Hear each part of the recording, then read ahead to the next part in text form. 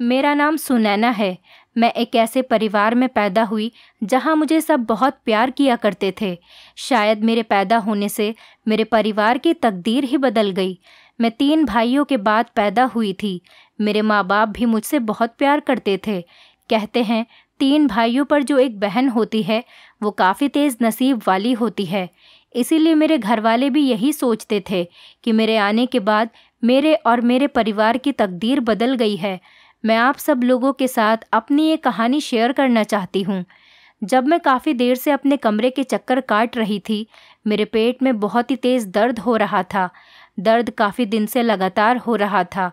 पहले बर्दाश्त के काबिल था, मगर अब मेरे लिए इस दर्द को सहने की हिम्मत नहीं बची थी और अब कुछ समझ भी नहीं आ रहा था कि क्या हो रहा है। मेरे पति उमेश अमेरिका में जॉब के सिलसिले में रहते थे और यहाँ सब काम मुझे ही देखने पड़ते थे, घर के बाहर के भी और घर के अंदर के भी। यहाँ भी मुझे अकेले ही आना पड़ा था और इसी बात से मुझे और ज़्यादा तकलीफ़ हो रही थी। भला कोई तो हो जो मेरे साथ हो, मेरा दर्द बांट सके। मगर मेरा तो सारा ससुराल भी दूसरे शहर में था और मायका भी दूसरे शहर में। मेरे पति ने बहुत ही शौक से घर बनवाया था कि यहाँ के सुकून वाले माहौल में रहूँगा, मगर ख़ुद तो अमेरिका चले गए और मुझे अकेला यहाँ पर छोड़ गए। थोड़ी ही देर में नर्स ने आवाज़ लगाई, मिसेज़ नेहा। ये सुनते ही मैं डॉक्टर के क्लिनिक की तरफ जाने लगी। डॉक्टर के केबिन की तरफ जाने लगी, जहाँ डॉक्टर प्रभाकर का केबिन था।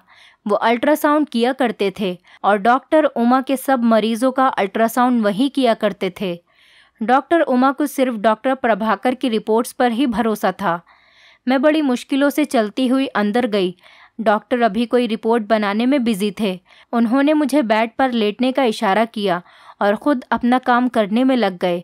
मैंने पर्दा खिसकाया और फिर से बराबर कर दिया और ख़ुद बेड पर लेट गई, जहां लेडीज़ के लिए चादर रखी गई थी। मैंने चादर अपने ऊपर डाली। 5 मिनट बाद डॉक्टर की आवाज़ आई, मैं आ जाऊं, मिसेज़ नेहा?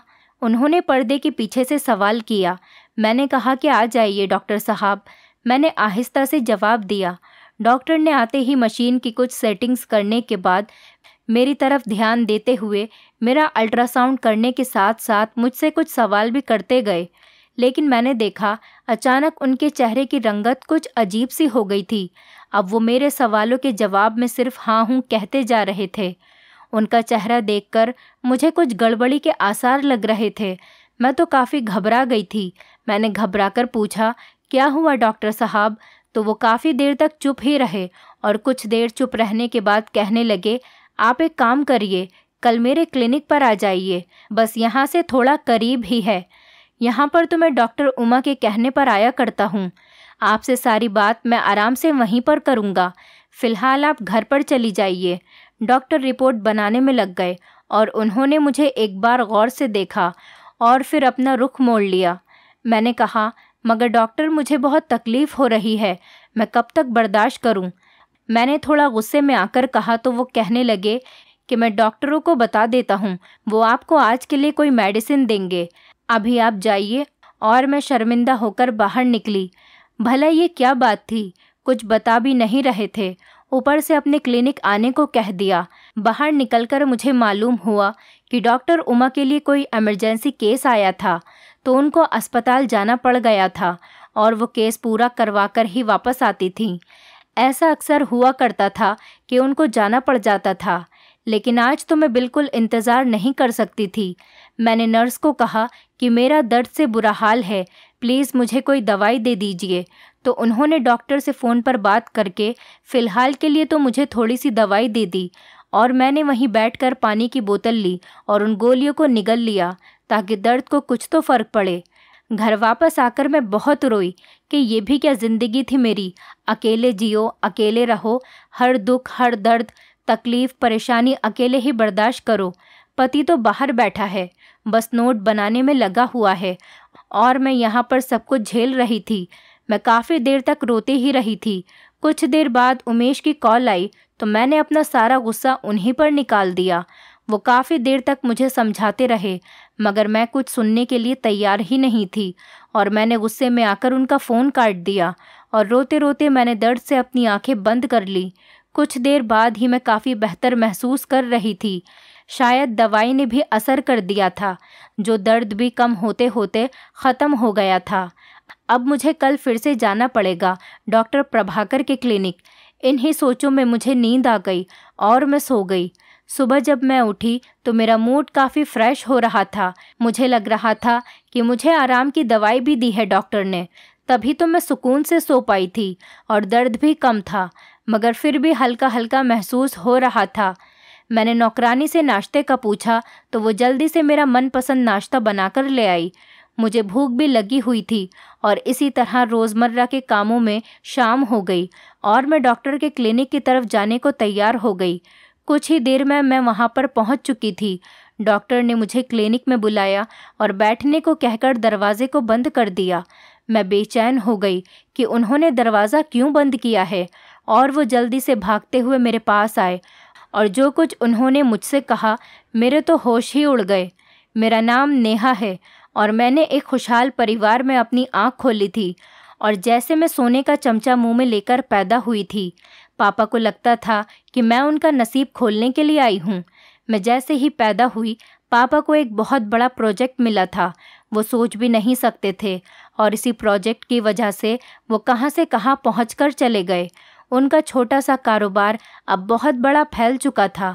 मेरे पापा मुझे प्यार से नैना कहकर बुलाते थे। मैं बहुत लाड प्यार में पली बड़ी थी। रुपये पैसे की कोई कमी नहीं थी, मगर मेरी जवानी की दहलीज पर कदम रखते ही मुझे एक अजीब सा एहसास हुआ था। मुझे महसूस हुआ था कि हमारे घर में कोई ऐसा राज छुपा है जो मुझे कभी मालूम नहीं होता, मगर कुछ तो था जिसके बारे में मुझे नहीं पता था।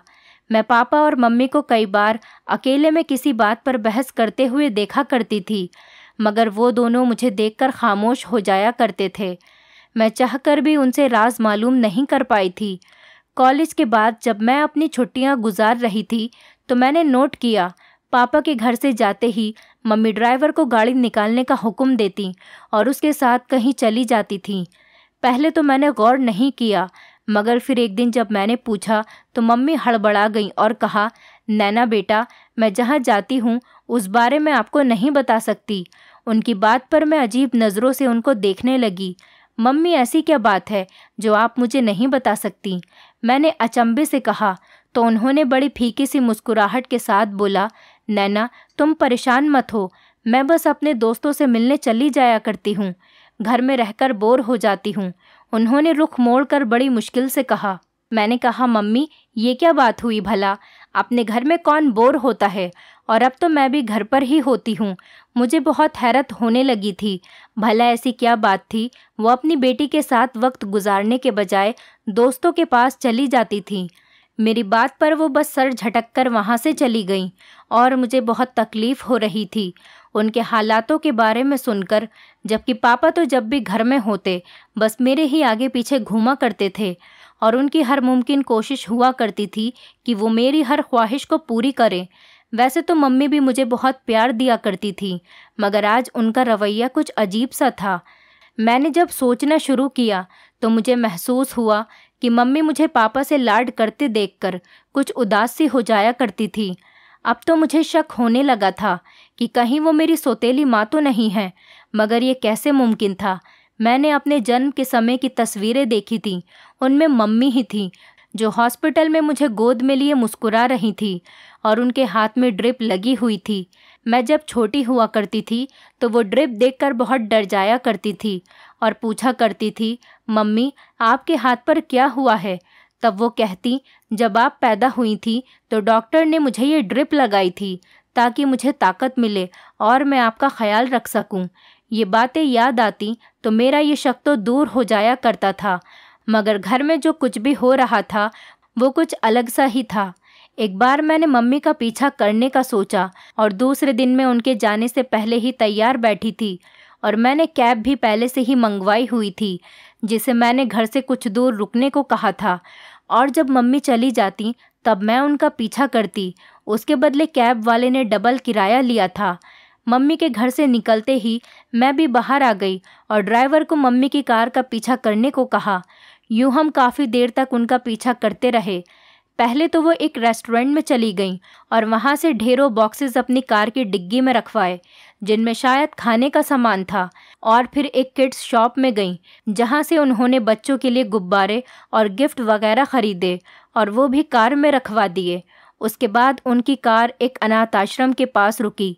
मम्मी कार से उतरकर उस अनाथालय के अंदर चली गईं और वहाँ काफ़ी देर तक अंदर ही रहीं। मैं देख रही थी।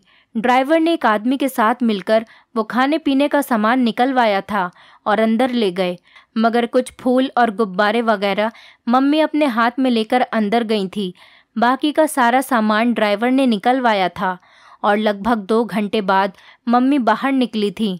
जाते वक्त वो जितनी खुश लग रही थी, वापसी में उनका चेहरा उतना ही उतरा हुआ था।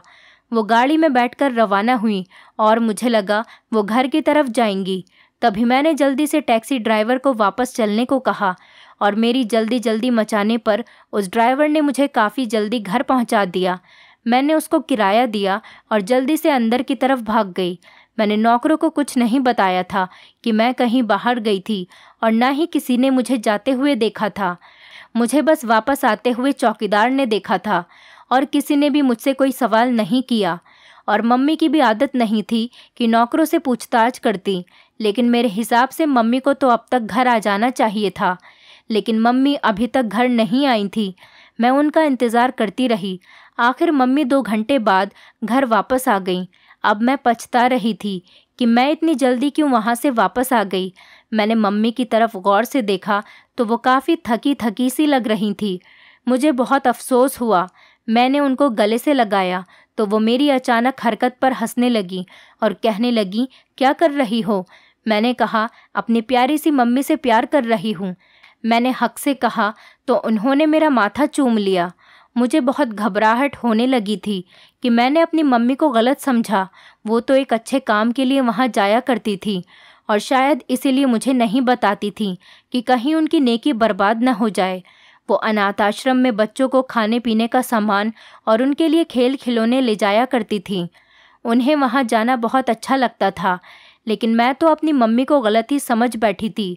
उस दिन के बाद मैंने उन पर शक करना छोड़ दिया। वैसे भी मेरी यूनिवर्सिटी में एडमिशन होने वाला था।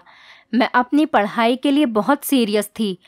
अब मैंने आगे की प्लानिंग पर ध्यान देना शुरू कर दिया था। लेकिन फिर मैं एक रात जब पानी पीने के लिए किचन की तरफ जाने लगी तो मुझे पापा के कमरों से बातों की आवाज़ें आने लगीं। वो बातों की नहीं, हमेशा की तरह बहस की आवाज़ें थीं। मैं चौंक गई और मैंने दरवाजे पर कान लगाकर सुनना शुरू कर दिया। मुझे मालूम था कि ये बात ठीक नहीं है, मगर ये मेरे माँ बाप का मसला था और मुझे हर बात हर हाल में जाननी थी, क्योंकि वो हर वक्त ऐसे ही लड़ा करते थे। आखिर ऐसी क्या बात थी जो उनको सुकून से रहने नहीं देती थी? मुझे अब उनकी बातें सुनाई दे रही थी, बल्कि दरवाज़ा भी हल्का सा खुला हुआ था। मुझे वो दोनों साफ दिखाई दे रहे थे। मैंने मम्मी को पापा से उलझते हुए देखा था और पापा बराबर ही उनके सवालों पर गर्दन हिलाए जा रहे थे। ये नामुमकिन है संगीता, मैं तुम्हें कितनी बार मना कर चुका हूँ। अब तुम भी ये बहस बंद कर दो। वो अचानक से गुस्से में आ गए थे। मम्मी रोने लग गई थी और कहने लगी, आखिर क्यों करते हो आप ये सब? क्या मेरा कोई हक नहीं है इस घर पर? वो भी चिल्लाने लगी थी। जब मुझसे बर्दाश्त नहीं हुआ तो मैं अंदर चली गई बिना कुछ सोचे समझे। मुझे देखकर उन दोनों का रंग उड़ गया था। मम्मी ने जल्दी से मुंह मोड़ कर अपने आंसू पोंछे और वॉशरूम की तरफ जाने लगी, जबकि पापा मेरी तरफ आने लगे। कहने लगे, नैना बेटा आप यहाँ इस वक्त? पापा काफ़ी बौखला गए थे और मेरा हाथ पकड़कर मुझे सोफे पर बैठा दिया। मैंने पूछा, ये सब क्या हो रहा है पापा? आप लोग इस तरह क्यों लड़ते झगड़ते रहते हो? आज मैं सब कुछ जान लेना चाहती थी। पापा ने कहा, कुछ नहीं मेरी बेटी, ऐसी कोई बात नहीं, बस आपकी मम्मी की तबीयत कुछ ठीक नहीं है। उनको यही समझा रहा था कि डॉक्टर के पास चलते हैं, मगर वो मेरी बात मान ही नहीं रही। अब देखो ना, इस बात पर मुझे गुस्सा तो आएगा ही ना। वो मुझे बहलाने लगे। मैंने कहा, पापा क्यों झूठ बोल रहे हैं आप? मैंने उनके हाथ में अपना हाथ रखकर कहा तो वो मुझसे नज़रें चुराने लगे। ये आज की बात नहीं है कि ऐसा हो रहा है। मैं तो रोज़ ही आप लोगों को झगड़ते हुए देखती हूँ। मैंने महसूस किया मम्मी दिन ब दिन कमज़ोर होती जा रही थीं। कोई बात उनको खाए जा रही है। प्लीज़ आप मुझे सब कुछ सच सच बता दीजिए। मैं अचानक फूट फूट कर रो पड़ी और पापा ने मुझे अपने सीने से लगा लिया। मुझे महसूस होने लगा था कि उनके आंसू भी निकल रहे हैं। मेरा दिल और भी ज़्यादा दुखने लगा। आज मैंने अपने हंसते मुस्कुराते हुए पापा को भी रुला दिया था। कुछ देर बाद मम्मी भी वॉशरूम से निकल कर आ गई थी और मुझे अब तक वहाँ बैठा देखकर चौंक गई और कहने लगी, नैना तुम अब तक यहीं हो बेटा, चलो अपने कमरे में जाओ, पापा को परेशान मत करो। वो मेरी तरफ लपकी और मेरा हाथ थाम कर उठाने की कोशिश की, मगर पापा ने मुझे थाम लिया था। संगीता, अब हमारी बेटी इतनी समझदार हो गई है कि अपने माँ बाप का दुख समझ सकती है। पापा ने भावुक होकर मम्मी से कहा तो मम्मी फिर से रोने लगी और मैं बस हक्का बक्का होकर उन दोनों को देखती ही जा रही थी। आखिर ऐसा क्या राज था कि वो दोनों रोए जा रहे थे। मेरे दिल में अजीबोगरीब ख्यालात उभरने लगे थे और मैंने जल्दी से मुंह खोला, पापा मुझे जल्दी से बता दीजिए, मेरा दिल बैठा जा रहा है। फिर पापा ने जो बताया वो मेरे लिए बहुत बड़ा धक्का था। मैं ख्वाबों में भी नहीं सोच सकती थी कि ऐसा भी हो सकता है। पापा ने बताया मम्मी और पापा की फैमिली आपस में ही रिश्तेदार थी। उन्होंने मम्मी से अपनी पसंद की शादी की थी। वो दोनों एक दूसरे को बहुत प्यार करते और वो बहुत खुश रहते थे। फिर शादी के 1 साल बाद उनको एक बेटा पैदा हुआ जो कि बहुत खूबसूरत और बहुत प्यारा था। वो मुझसे 7 साल बड़ा था। जब वो पैदा हुआ था तो मम्मी पापा ने बहुत बड़ा जश्न मनाया था। पापा के तो पैर ज़मीन पर ही नहीं टिकते थे। पापा और मम्मी उस छोटी सी दुनिया में बहुत खुश थे। एक दिन उनके बेटे की तबीयत अचानक से ख़राब हो गई और जब उसे डॉक्टर के यहाँ लेकर गए तो काफ़ी देर हो चुकी थी। वो पहले ही मर चुका था। डॉक्टर ने बताया कि बुखार उसके दिमाग को चढ़ गया था, इसीलिए वो नहीं बच सका। फिर कुछ महीने ही गुजरे थे। मेरी माँ दूसरी बार गर्भवती हुई। दोबारा से मेरा एक और भाई पैदा हुआ जो कि पैदाइश के वक्त से ही कमज़ोर था और इतना कमज़ोर कि उसकी भी हमेशा तबीयत ख़राब रहती थी। वो बेचारा भी नहीं बच सका। कुछ दिनों बाद वो भी इस दुनिया से चला गया। फिर तीसरी बार भी माँ गर्भवती हुई और उनका एक और बेटा पैदा हुआ जिसका नाम रवि था। एक दिन रवि की तबीयत भी अचानक से बहुत ख़राब हो गई। मम्मी और पापा बहुत घबरा गए। उन्होंने सोचा कि कहीं पहले और 2 बेटों की तरह ये बेटा भी हमसे दूर न हो जाए। वो जल्दी से उसे डॉक्टर के लेकर गए, लेकिन अब की बार भी देर हो चुकी थी। डॉक्टर ने बताया कि उसको स्ट्रोक हुआ था जिसकी वजह से उसके दिमाग की नसें सूख गई हैं। उसका दिमाग बहुत कमज़ोर हो चुका था और वो चल फिरने के लायक भी नहीं रहा था। पापा ने उसके काफ़ी टेस्ट करवाए, मगर जब उन्हें असल बात मालूम पड़ी तो उनके पैरों तले से ज़मीन निकल गई थी। जब शहर के सबसे बड़े डॉक्टर ने उनको बताया कि आपके बच्चे को स्ट्रोक नहीं हुआ है, बल्कि ये तो पैदाइशी ही विकलांग है, इसका कोई इलाज नहीं है, डॉक्टर ने बड़े ही अफसोस से कहा। पापा तो जैसे ही ये बात सुनकर टूट चुके थे, मगर डॉक्टर साहब कोई तो इलाज होगा, मैं सब कुछ करने को तैयार हूँ। डॉक्टर ने कहा, देखिए मैं आपको एक राय देता हूँ कि अब आप दूसरा बच्चा करने की कोशिश ना ही करें तो अच्छा होगा, क्योंकि आपने पहले भी बताया था आपके 2 बच्चे और पैदा होकर मर चुके हैं। अगर ऐसा ही लगातार बार बार होता है तो काफ़ी सारे कॉम्प्लिकेशंस हो जाते हैं, जैसे कि किसी को तो औलाद ही नहीं होती, किसी को होती है तो ज़िंदा नहीं रहती, या कोई दिमागी परेशानी या फिर कोई और बीमारी लग जाती है। आपके साथ भी बदकिस्मती से यही हुआ है। डॉक्टर की बात सुनकर मम्मी और पापा बिल्कुल टूट चुके थे। मम्मी तो बिल्कुल ख़त्म सी हो गई थी, सारा दिन बच्चे के साथ लगी रहती थी। उनको तो कोई होश ही नहीं था। उनके कपड़े कई कई दिन तक मेले हो जाया करते थे, मगर उनको कोई ख्याल नहीं होता। रवि जब 4 साल का हुआ तो अचानक मम्मी की तबीयत ख़राब रहने लगी, तो मालूम हुआ कि वो फिर से एक बच्चे की माँ बनने वाली हैं, यानी चौथी बार वो गर्भवती थी। इस बार पापा बहुत ही तेश में आ गए थे।